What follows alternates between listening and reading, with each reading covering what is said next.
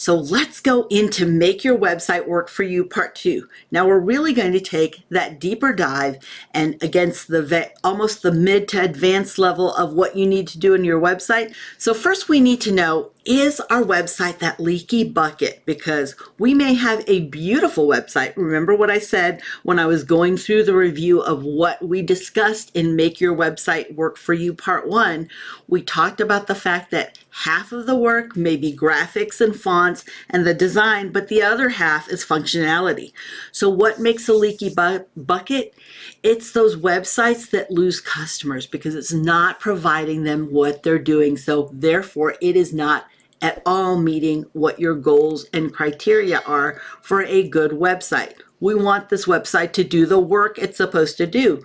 So if your site is slow or it's confusing, or people leave fast, which you can see within your analytics. So within your Google Analytics, you can see how quickly people actually lose and leave your website. You lose people and how quickly they leave your website.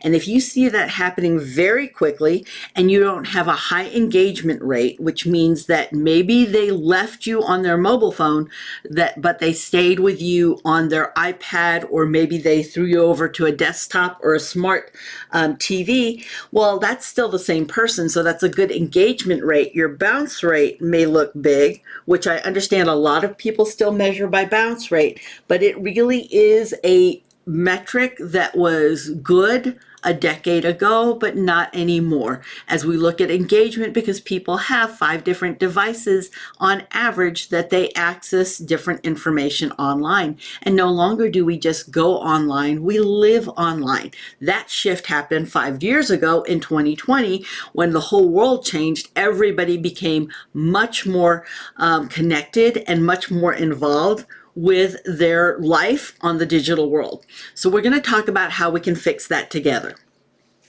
The 2 keys in website growth are you need a fast website.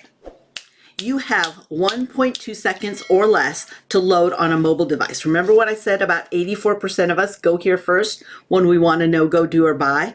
Because of that, we're using a mobile device. You have to think about how fast your website loads on cellular or mobile service. So this doesn't mean that you're connected to Wi-Fi. So how fast does it load? How quickly are you being seen? Because if people don't see you load in 1.2 seconds and e-commerce stores, you have a little bit more time, but not much, just a smidgen, because 1.2 seconds for any regular website to load on a website, or you'll lose over half, 54% of your traffic. And then for every second afterwards, you'll lose another 10%. E-commerce stores, you have 1.8 seconds, so just a smidge before. Also, as you see on that right-hand darker block, you see clear design. This is important.